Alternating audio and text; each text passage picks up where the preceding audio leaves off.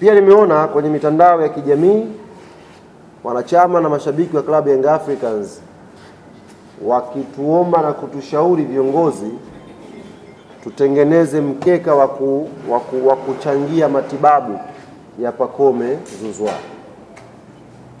Ni jambo zuri, ni wazo zuri wamewaza, lakini nichukue fursa hii kuwaambia wanachama na mashabiki wa klabu yetu ya Yanga, matibabu ya Pacome Zouzoua 100% yamegharamiwa na uongozi wa klabu hii.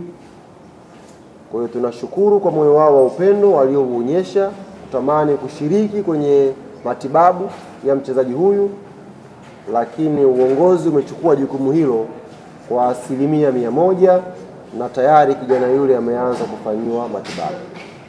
Kwa hiyo kama una namba ya Pacome, una DM, unaweza kumtumia message ya pole na atasoma, lakini taratibu za malipo uongozi wa Club Young Africans umeugharamia kwa 100%. Kwa nikasema nianze na hili kwa sababu limeulizwa sana na lilikuwa linahitaji kutolewa taarifa kwa sababu watu wengi walikuwa wameguswa nalo. Kwa hiyo tuchukue fursa hii kwa pamoja, tumtakie profesa wa mpira Pacome Zouzoua, Mwenyezi Mungu ampe uponyaji wa haraka, aweze kurudi kuendelea na majukumu yake. Wako wapuuzi wachache, na nitakuwa mtu wa ajabu nisipolisema hili. Wako wapuuzi wachache jana wakati Profesa Pacome Zouzoua anakaribia kuingia kwenye chumba cha upasuaji, kuna watu kwenye moja ya redio wakawa wanajadili eti hatima ya mkataba wa Pacome. Pacome anajiandaa kuingia kwenye chumba cha upasuaji, yuko mtu akaanzisha mjadala kwenye moja ya redio, anasema Yanga itakuwa ngumu sana kumvumilia huyu. Ni vitu vya hovyo, vitu vya kipuuzi kabisa ambavyo viliendeshwa na baadhi ya wenzetu kwenye tasnia. Pacome bado ni mchezaji wa Young Africans na bado kwenye mkataba wake ana mwaka mmoja kuitumikia hii klabu. Ukiachilia mbali mambo ya kimkataba, klabu yetu ya Young Africans tumekuwa na kipaumbele kwenye kujali afya za wachezaji wetu. Hicho ni kipaumbele namba 1 cha viongozi wetu. Amepata majeraha mchezaji Kwasi Atola yao hapa, na akiwa kwenye majeraha yake tulimpa mkataba mpya ili tuweze kumtibu. Akiwa kwenye majeraha tulimpa extension ya mkataba ili tuweze kumtibu, kwa sababu ni familia yetu. Aliumia mchezaji hapa Yakuba Soni, tulimtibia mpaka akapona akiwa na mkataba wetu, na tulimuongeza mkataba akiwa yupo kitandani. Sasa sijui agenda behind. Wenzako wanakwenda kwenye chumba cha upasuaji, agenda behind una push kwamba Yanga waachane naye. Vitu vinatia simanzi sana hivi. Nikataka niliweke sawa hili kwa wenzangu ambao ni waandishi wa habari. Angalau tu tunaangalia basi timing ya hizo story. Yaani immediate mtu katoka kupata jeraha kubwa kabisa, wewe unakwenda kujadili hatima yake na Yanga eti. Huyu Yanga wataachana naye. Kweli? Kweli jamani, immediately baada ya mtu kuumia. Ndio tumekosa agenda za kujadili kwenye vipindi kiasi hiko yani. Basi weka agenda pia unakuwa negative kwamba ataachwa huyu. Mifano unayo kibao ambayo klabu hii imeshiriki kwenye matibabu ya wachezaji. Mchezaji wetu Clement Mzize is one of the best paid players season hii, si ndio? Tumikia mkataba wake akiwa majeruhi, na hamjawahi kusikia Maana nilitegemea hiyo ndio iwe content basi. Mngeenda kumhoji Mzize, posho zako zinacheleweshwa, mshahara wako vipi? Hamjawahi kusikia hata siku moja akilalamika au mchezaji, lakini mna pick negative side of the stories. Lengo sijui sasa ni nini pale. Kwa niwaambie wana Yanga, Pacome Zouzoua ni mchezaji wa klabu ya Young Africans na kimkataba bado ana mwaka mmoja, na matibabu yake yote yatakuwa chini ya Young Africans Sports Club mpaka atakapokuwa sawa na Mwenyezi Mungu atapomjalia kurudi tena uwanjani kutupa raha. Kwa hii inaliweka very clear, lieleweke. Hilo ni jambo la kwanza ambalo nimeona nianze nalo, na mtaniwia radhi kwa sababu sikutaka sana kwenda kwenye details za jeraha lenyewe. Sababu jana kiukweli mimi hata ile video ambayo ilikodiwa ikawa inapostiwa kwenye social media, nilivyoiona kwa mara ya kwanza sikurudia tena kuitazama. Mwili wangu ulitetemeka yani. Sikurudia tena kuitazama ile video. Nikaifutilia mbali kwenye simu yangu. Na hata sitamani hata Pacome mwenyewe hata kama kaamka asubuhi aangalie aone hiyo video. Inasikitisha. Lakini kama tulivyosema ndio mambo ya football. Tunasema alhamdulillah kwa kila kitu, maisha mengine yanafanyaje? Yanaendelea. Jambo la pili. Jana tumechukua ubingwa wetu wa 5. Huu ni ubingwa wa 5 mfululizo wa ligi kuu ya NBC. Nikiangalia hapa, ukiondoa hawa wazee 4 hapa, hayupo katika sisi hapa aliyewahi kushuhudia timu ya Tanzania ikidominate ligi kwa miaka 5. Kitoa hawa wazee 4 ambao wameshuhudia miaka ya 70 huko, hayupo katika sisi hapa aliyewahi kushuhudia timu ya Tanzania ikidominate ligi kwa misimu 5 kama ambavyo Young Africans tumefanya. Sasa jana, moja katika kichekesho kikubwa ambacho nimekiona jana, nikasema ni muhimu ni wajuze pia waandishi wa habari. Wako wenzetu kila msimu unapomalizika wao huwa wanatafuta ajenda ya kuwapumbaza mashabiki na wanachama wao kila wanapokosa kombe. Na leo nitawakumbusha kutoka msimu wa kwanza mpaka wa 5 nini kilikuwa kinazungumzwa, ili muelewe kwamba haya mambo sio mageni. Msimu wa kwanza Engineer amekamata timu vizuri, Arafat yuko hapa na wajumbe wako hapa, Yanga ikapiga bismillah tuanze kuchukua ubingwa wa ligi. Msimu wa kwanza Yanga inachukua ligi kuu hapa ya Tanzania.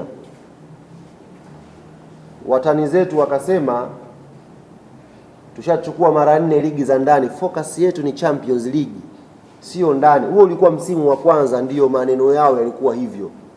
Tumeshachukua misimu 4 ndani, now focus Champions League. Tukasema sawa, twendeni tukaone Champions League. Wakapigwa.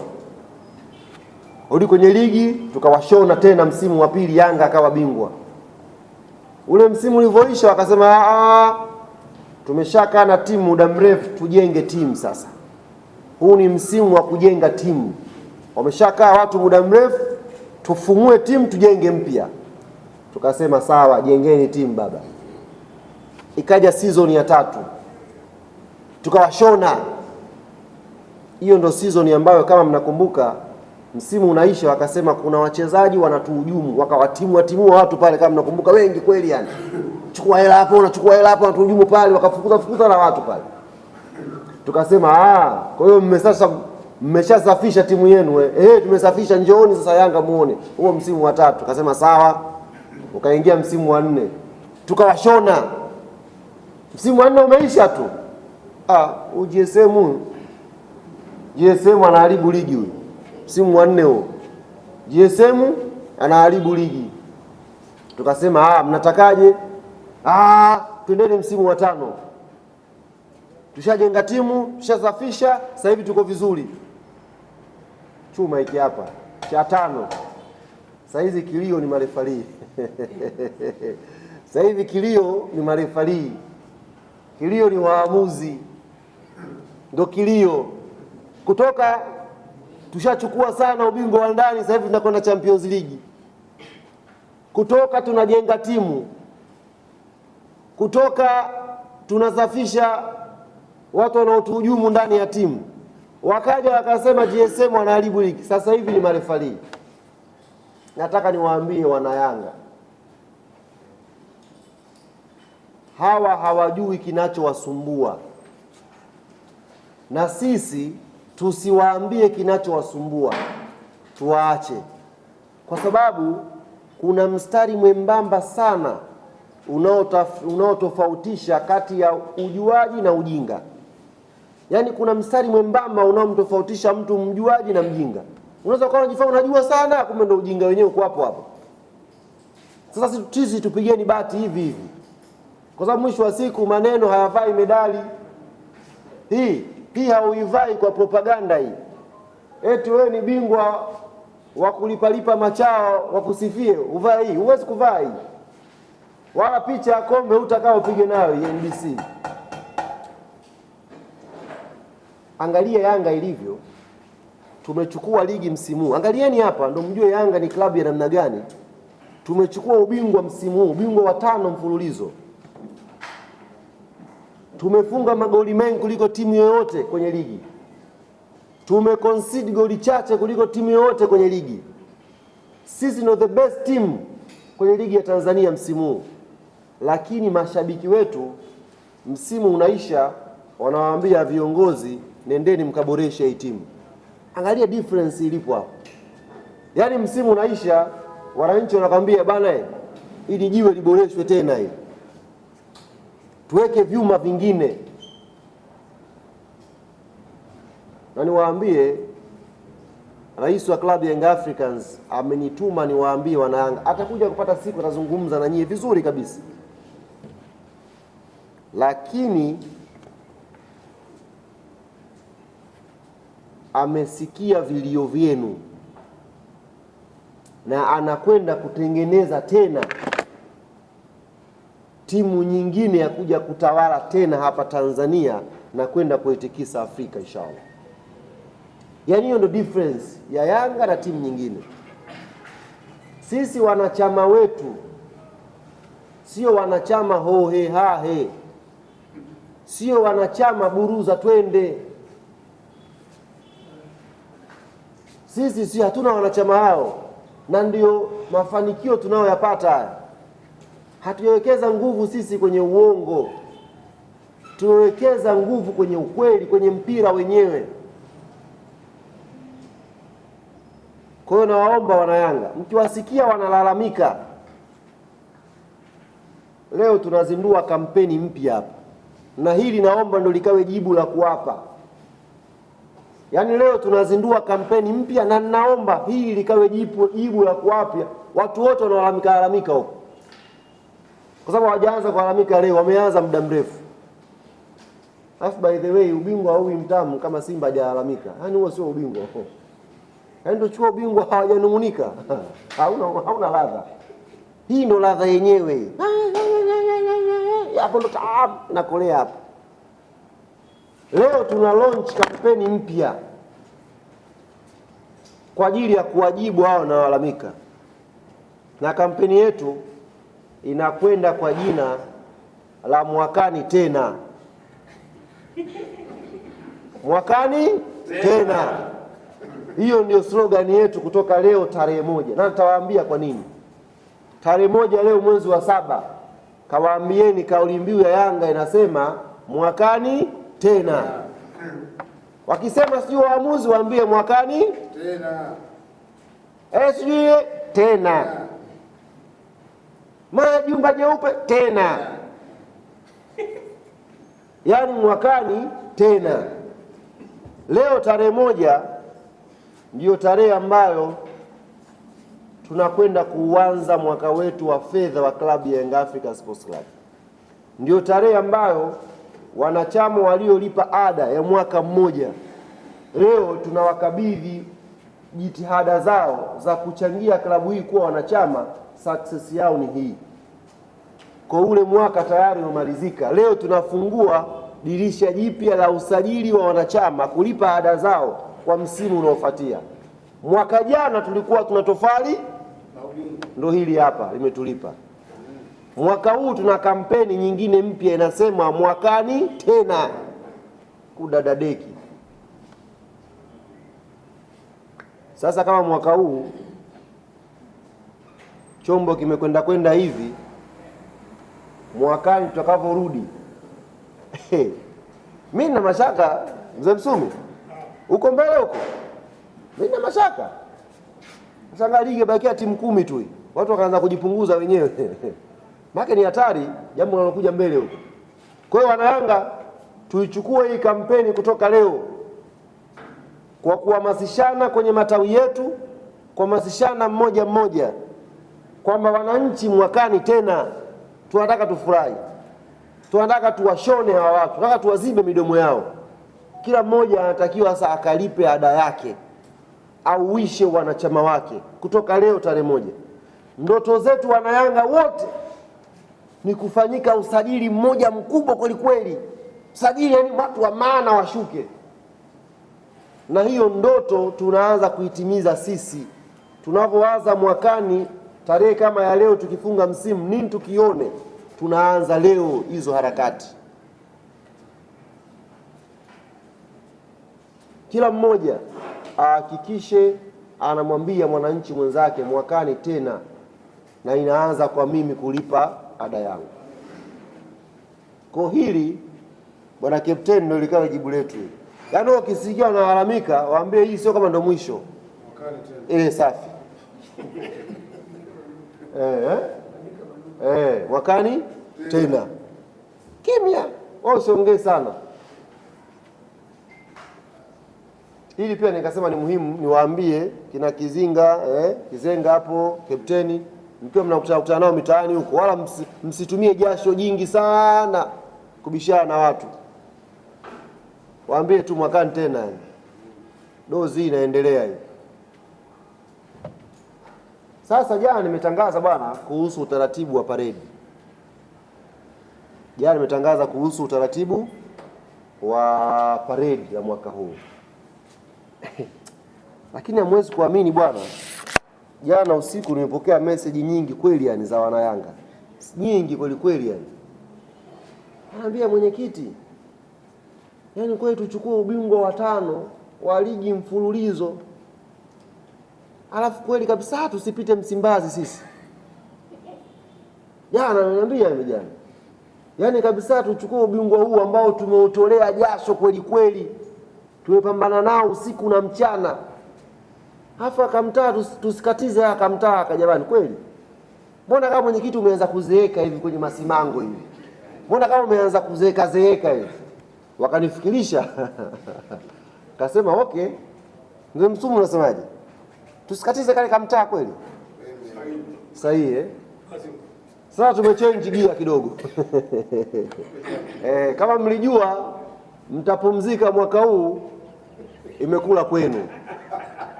Basi imeanza kutoka Mwanza inakuja Dar. Tuliweka station Mwanza, tumemwambia dereva washa gari njoo Dar es Salaam kule Mwanza tutakwenda kusherehekea, lakini sasa tutamsimanga nani kule? Sasa yuko hapa sawa, tutakwenda Mwanza, tutapiga parade, tutaenjoy na ratiba nitawapa ratiba. Lakini sasa kwa nini yani kwa nini yani kamtaka tusiingie pale tukafurahi? Kwa basi bwana, alipo njiani nakuja Dar es Salaam. Ndugu zangu, kama mlinisikia jana waambia tumwapumzisha, imekula kwenu. Basi lipo njiani, na tarehe ya parade ya Dar es Salaam iko pale pale tarehe 4. Tumepanga tarehe 4 kwa sababu tumesikia Pemba hamuendi, mko hapa. Kwa hiyo tutawakuta, naamini. Maana taarifa za uhakika mashabiki wote wamegoma kwenda Pemba. Sasa ni mawili, wachague, waende Pemba wakutane na Kitambaa au wabakie Dar watukute wanaume tukiwa tuko Msimbazi pale. Yaani hakuna kupumua hiyo. Tarehe 4 tuna parade na halitokei mbali, tafadhali. Yaani msione kama ni mbali, tunaanzia TFF Karume pale. Mzee Msumu, sawa? Tunaanzia TFF Karume, tunakuja kukunja kona. Sasa hivi hapa uongozi unaendelea na vikao mbalimbali. Tunataka tulipie masaa 5, ule mtatu ufunge 5 hours, tuweke mziki pale. Ndio serikali inataka ituambie kama kuna alternative way au kuna vitu vitasimama, watushauri. Lakini mawazo yetu ni masaa 5. Ile sherehe tunaiweka hapa na tuiweke pale. Sio kama nanielewa vizuri. Tunaweka mziki hapa, nataka tuufunge pale katikati pale. Yaani kwenye ile mwendokasi, mimi nipo juu pale. Kwenye mwendokasi pale. Naweza ngakaa pale juu. 5 hours. Kwa tunaanzia tu TF. Yaani gari ile tumeitoa Uganda, linakuja hapa afu tunaleka pale station. Kwa hiyo wana Yanga Jumamosi tupendeze vizuri, tung'ae, tukutane pale Karume TFF. Kama jana tulivyokuja hapa msafara wa maana, mnaweza kutoka na matawi yenu, parking ipo, mkapaki, tukaenda wote pale Karume kusubiri parade. Na parade mwaka huu utamu wake, hii mpya hii Mzee Msumu, mwaka huu utamu wake, atapanda mchezaji huyu mmoja tu. Yes, Mohamed Hussein Shabalala ndio atatuongozea paredi letu kutoka TFF kuja hapa Jangwani. Jana nimsikia meneja wake anasema Shabalala alikuwa analia eti wanamsema. Na anasiri yule mtoto yule. Yaani kasemwa msimu mzima asemi. Na mtu anatukisha kipo chini, kumbe wanamsimanga huko DM. Peleka mkosi huko, umepeleka nuksi. Sasa ni muda wetu kumchukua Zimbwe, kumweka juu kwenye lile basi. Hajai kupanda. Mara ya mwisho Zimbwe kufanya parade alikaa kwenye kenta. Never hajai ku experience gari la parade. Jana kanionyesha message kivideo cha mwaka 1800 sio na ngapi. Yupo kwenye kikenta hivi. Anachungulia Zimbwe hivi. Nini? Kabaka Yanga atakayokaa namna hii, Zimbwe anachungulia. Simanzi kweli kweli. Mwaka 1800 na ngapi huko. Zamani kweli. Nikamwambia huyu ni wewe, akamwambia yeye ndio ataongoza juu pale. Yes, tumempa kombe alibebe. Ile ni endelevu, atakuwa yuko juu pale Mohamed Hussein. Na kwa kusisitiza hilo, sherehe si Ijumaa, parade yetu Ijumamosi, si ndio? Ijumaa tutakwenda kwenye duka la nini lile? Naitwaje? Perfume la Zimbwe kwenda kununua. Tunukie kwenye parade. Kwa hiyo Ijumaa tutakita kambi dukani kwa Zimbwe kununua unyunyu, kila mtu anukie. Tukija kwenye paredi hataki kuona harufu za ajabu ajabu. Kwa hiyo tutaanza naye Ijumaa, tutakuja naye hapo. Jamani. Kwa hiyo tukimaliza hapo ndio tutaenda Mwanza sasa. Kwa wakazi wa Mwanza msiwe na wasiwasi. Tutatoka na basi letu tutakuja huko Mwanza sasa. Lakini tutaanzia hapa. Kufanya jambo letu hapa, alafu tutaendelea. Na baada ya hapo kuna kitu kizuri uongozi unaandaa, kwa sababu unajua kwa miaka mingi tumekuwa tukisherehekea parade, tukija hapa hatujapataga ule mtoko hivi. Jana nilikuwa na kikao na boss Ghalib GSM na leo ameniambia atanihakikishia hilo jambo. Tunataka tukodi kile kisiwa cha Mbudia chote tukikodi kile. Afu wana Yanga tuvuke twende Mbudia Island. Twende Mbudia kiwe kisiwa cha Yanga. Hiyo waandishi hamtaalikwa. Twende tu wenyewe kwa watu wenye matawi, sijui Yanga wapi, Mzinga Kongoe sijui wapi, unafika pale unachukua kiboti Mbudia. Tunakesha huko. Na uli kesho yake tutafunga maskrini kwa msio na wasiwasi. Kama kuna mechi ya kombe tutaangalia huko kwa World Cup. Funga maskrini hatari.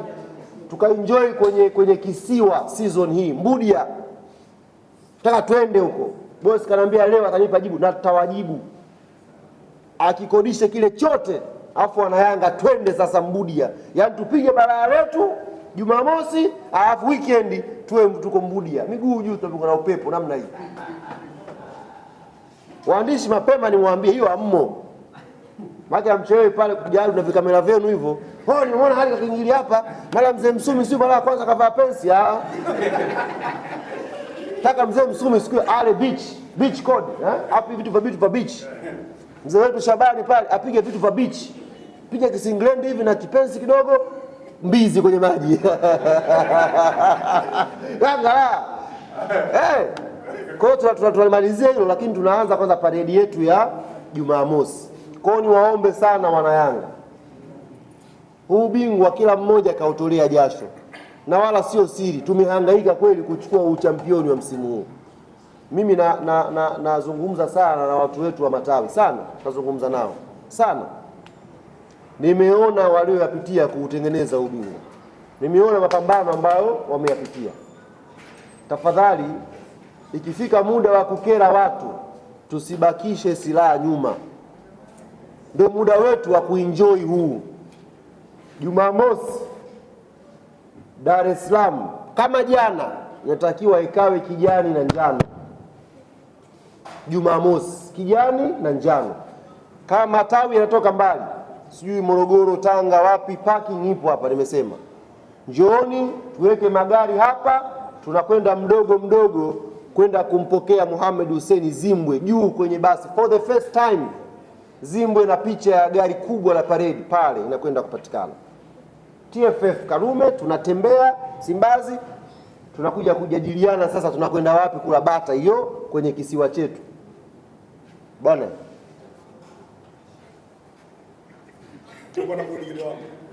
namwangalia mzee, ataweza kupiga mbizi? Ataweza. Maki hiyo tutakuwa ni hatari hiyo. Waandishi mtatuoji pale kwenye viboti muda wa kuvuka. Tutakuwa tunawaaga, tunawashukuru sana na nini, asanteni. Maki bwana, nyie inawezekana msiwe na kamera mkao mna visimu. Kashangaa tu imekuaje? Kwa hiyo lakini